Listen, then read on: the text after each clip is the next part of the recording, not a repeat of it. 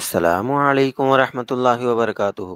ఇస్లాం ధర్మంలో వక్ఫ్ అన్న సిద్ధాంతము, దీని విధానము, పద్ధతి ప్రతీదీ కూడా సహాబాల దగ్గర నుంచి మనకు ఆదర్శము.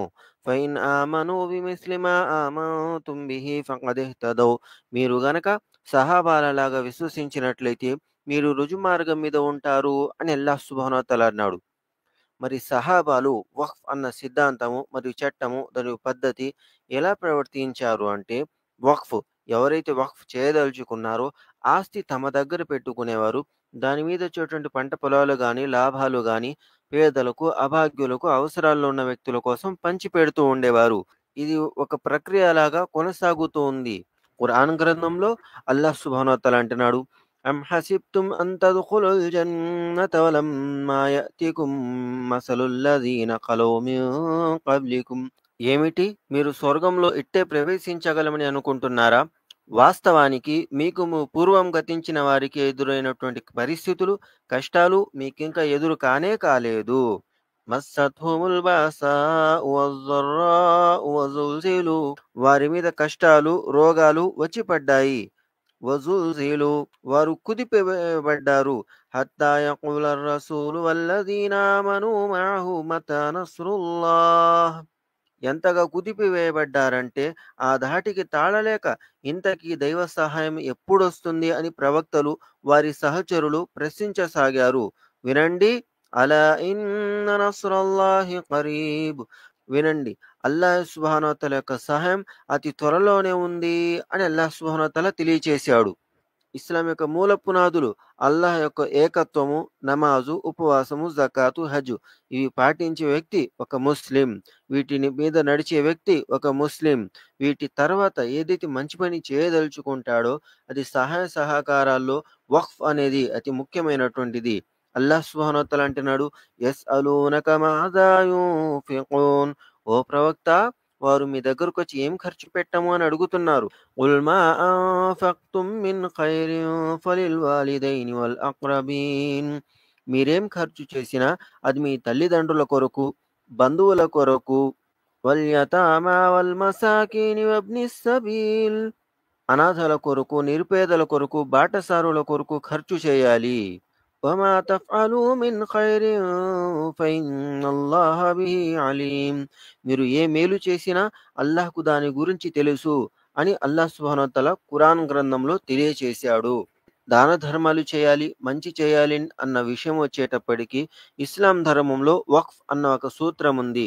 ఇది ఉమర్ రజియల్లాహు తాలా అన్హు గారి యొక్క సంఘటనను ఆదర్శంగా చేసుకొని, ఆయన ఎప్పుడైతే ఖైబర్ అనే ప్రాంతంలో ఆయనకున్నటువంటి ఆస్తిని దాన ధర్మం చేయదలుచుకున్నారో ఆ సందర్భంలో ప్రవక్త గారు అన్నారు, మీరు ఆ భూమిని మీ దగ్గర పెట్టుకొని దాని యొక్క లాభాలను దాన ధర్మం సదకా చేయండి అని ముహమ్మద్ సల్లల్లాహు అలైహి వసల్లం గారు అన్నారు. అక్కడి నుండి ఈ వక్ఫ్ అనేది తరతరాలుగా కొనటానికి గాని, అమ్మటానికి గాని, వారసత్వంగా పంచిపెట్టడానికి గాని, లేదా బహుమతిగా ఇచ్చేయటానికి గాని లేనే లేదు. అయితే ఈ ప్రక్రియ ఎప్పుడైతే భారతదేశంలో ప్రారంభమైందో, అల్హమ్దుల్లా, ఒకప్పటి మా పూర్వీకులు దాన ధర్మాలు చేసేవాళ్ళు, సదకాలు చేసేవాళ్ళు, వక్ఫ్ తమ భూమిని అల్లాహ్ కోసం ఇచ్చేసేవాళ్ళు. మా తాత ముత్తాతల్లో ఇతరుల ఆలయాల కోసం కూడా దాన ధర్మాలు చేసిన వాళ్ళున్నారు. వక్ఫ్‌గా ఇచ్చేసిన వాళ్ళున్నారు. అయితే ఆ భూమిని వెనక్కి తీసుకోవటానికి లేదు. ఏంటి? ఏదైతే బహుమతిగా ఇచ్చేయటం జరుగుతుందో, అది కూడా ముస్లిమేతరుల కోసము బహుమతిగా ఇచ్చేయటం జరిగిందో, దానిని వెనక్కి తీసుకోవటానికి లేదు. ముహమ్మద్ సల్లల్లాహు అలైహి వసల్లం గారన్నారు, మసలుల్ కల్బి యఅకులు సుమ్మ యర్జిఉ ఫయఅకులు ఖయఅహు. ఒక కుక్క ఎలాగైతే వాంతి చేసుకొని మళ్ళీ అదే తింటుందో, బహుమతిగా ఇచ్చిన తర్వాత దానిని వెనక్కి తీసుకోవటం అంతకంటే నీచము అని ముహమ్మద్ సల్లల్లాహు అలైహి వసల్లం గారన్నారు. సూత్రము వక్ఫ్.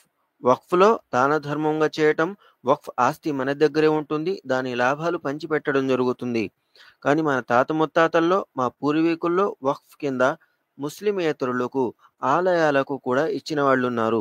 ఇప్పుడు అది తీసుకోవచ్చా అంటే, అది ఇచ్చేశారు కాబట్టి దానిని అలాగే వదిలేయాల్సి ఉంటుంది.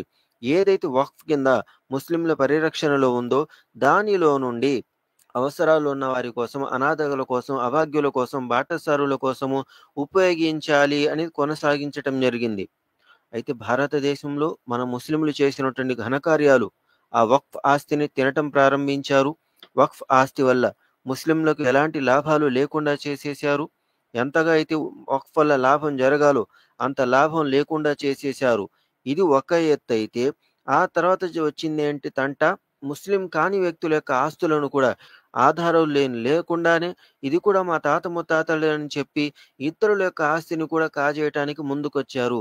దీని కారణంగా ఒక అరాచకం అనేది ఏర్పడింది. అసలే తప్పు చేస్తున్నారు. అందులో ఇలాంటి తప్పులు చేస్తున్నారు. దీంతో సమాజంలో మంచి చేయాలి అన్న ఉద్దేశాన్ని చెడు కోసము అన్న విధంగా మార్చేసుకున్నారు. దీనికి కారణం ఫలానా, ఫలానా అంటూ ఏమీ లేదు. తప్పు చేసిన వాళ్ళందరూ ఒకే వరుసలో ఉన్నారు. కాబట్టి ఈ వరుసలో మనం నిలబడకూడదు. మరి దీనికోసం వక్ఫ్‌ని రక్షించాలి. వక్ఫ్ మాది అన్న విషయంలో ముస్లింలు ఎంతో కృషి చేస్తున్నారు. అవును, వక్ఫ్ అనేది ముస్లింలకు సంబంధించినటువంటిది. పూర్తిగా ముస్లింలకు సంబంధించినటువంటిది. ఇందులో ఏ ముస్లిమేతరుడి యొక్క ప్రమేయం ఉండాల్సిన అవసరమే లేదు. ఇందులో ముస్లిం కాని వ్యక్తుల్ని దూర్చడము ఇది ఇస్లాంకి సంబంధం లేని పని. దీనిని మేము అంగీకరించటం లేదు. మరి బిల్లు ఎలాగూ పాస్ అయిపోయింది. దీనికోసం ధర్నాలు చేస్తుంటే దానికి వ్యతిరేకంగా నిరసన తెలిపే హక్కు ప్రతి భారతీయుడికి కల్పించటం జరిగింది. ఆ నిరసన చేద్దాము రండి అని ఆహ్వానిస్తున్నప్పుడు అహ్లే హదీస్ వారు జంకుతున్నారు, ఆలస్యం చేస్తున్నారు. ఎందుకంటే అలా తీసుకెళ్లే వాళ్ళలో రాజకీయ నాయకులున్నారు. తమ పార్టీ జెండాలు మోపిస్తున్నారు. తమ రాజకీయం కోసం వక్ఫ్‌ని అడ్డంగా ఆసరాగా పెట్టుకుంటున్నారు. కాబట్టి మేము రావటానికి ఇష్టపడటం లేదు. మరి ఎక్కడైతే ర్యాలీలు జరుగుతున్నాయో అల్హమ్దులిల్లా అభినందిస్తున్నాము. ఆ తర్వాత ఎవరైతే ఆ ర్యాలీలలో బస్సులు తగలబెడుతున్నారో, ఆటోలను తగలబెడుతున్నారో, లేదా అల్లర్లు చేస్తున్నారో, అరాచకాలు చేస్తున్నారో దీని అనుమతి ఇస్లాంలో లేదు. ఈ అనుమతి ఇస్లాంలో లేదు. కాబట్టి అహ్లే హదీస్ వారము ముందుకొచ్చి మరి అలా ప్రోత్సహించటం లేదు. నిరసన అనేది తెలపాలి. ఎలా తెలపాలి? అర్థమయ్యే విధంగా, వాళ్ళకి తెలిసే విధంగా మా నిరసన ఇది అని చెప్పే విధంగా అయితే పర్వాలేదు.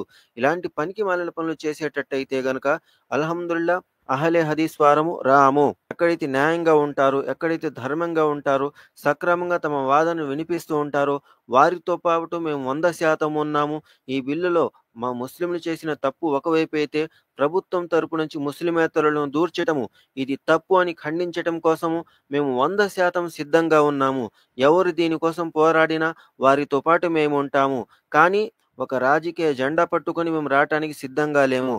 అల్లర్లు చేసేవాళ్లతో పాటు నిలబడటానికి సిద్ధంగా లేము. ప్రశాంతంగా మాట్లాడుకునే విషయము, గోల చేసే, అరిసే, కరిచే పనులు చేయకూడదు అనేది ఇస్లాం యొక్క సిద్ధాంతాల్లో ఉంది. కాబట్టి జాగ్రత్త వహించాలి. చదువుకోవాలి. ప్రవక్త గారు ఏం చెప్పారనేది మాకు తెలిసి ఉండాలి. తెలిసిన తర్వాత దాని మీద ఆచరించాలి. ఇది ఇస్లాం యొక్క సూత్రము.